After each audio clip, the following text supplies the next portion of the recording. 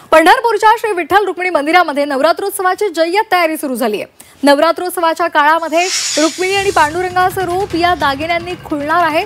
विठ्ठल रुक्मिणीच्या खजिन्यामध्ये सोन्याच्या दागिन्यांसहित हिरे, मोती, माणिक, पासूर असे मौल्यवान दागिने सुद्धा आहेत। नवरात्रोत्सवाच्या काळात देवाच्या खजिन्यामधील सर्व दागिने 9 दिवस परिधान केले जातात आणि त्यामुळे हे दागिने आणि त्यामध्ये सजलेले देवाचं रूप भाविकांना डोळे भरून पाहता येणार आहे। देवाचे दागिने गाठण्याचं काम हे मुस्लिम समाजातील पटवेकरी यांची तिसरी पिढी करत आहे।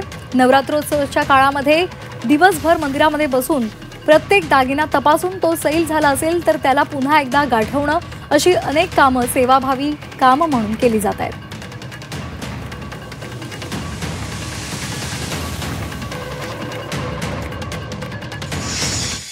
नवरात्रीच्या काळामध्ये रुक्मिणी पांडुरंगाला हे सुंदर दागिने परिधान केले जातात आणि 9 दिवस रुक्मिणी मातेला विविध रूपामध्ये सजवलं जातं आणि ते सुंदर रूप पाहण्यासाठी राज्यभरातून भाविक पंढरपूरमध्ये गर्दी करत असतात। आपल्या सोबत मंदिर समितीचे कार्यकारी अधिकारी राजेंद्र शेळके आहेत, त्यांच्याकडून जाऊन किती प्रकारचे दागिने मंदिरामध्ये आहेत आणि काय काय या दागिन्यांची वैशिष्ट्ये आहेत। सर, कोणकोणत्या प्रकारचे दागिने या आपल्या खजिन्यामध्ये तर काय काय याचं वैशिष्ट्य आहे? श्री पांडुरंग आणि रुक्मिणी मातेकडं आपल्याकडं मौल्यवान आणि पुरातन दागिने आहेत।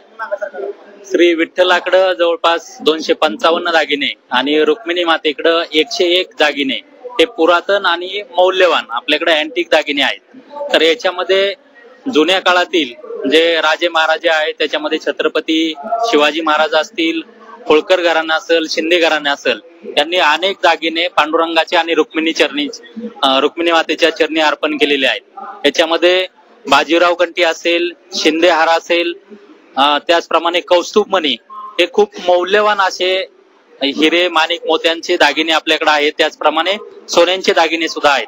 हे पुरातन काळातील ज्यावेळेस पाश्चात्य देशातील जे व्यापारी आले होते त्यांच्याकडून काही बनवून घेतलेले असतील, त्याचप्रमाणे जे राजे महाराजे होते ज्यावेळेस त्यांनी सुद्धा हे पांडुरंगाच्या चरणी अर्पण केलेले आहेत। अतिशय मूल्यवान असे हे दागिने आहेत। कॅमेरा पर्सन राजू मिसळसह सचिन कसबे, G24 तास, पंढरपूर।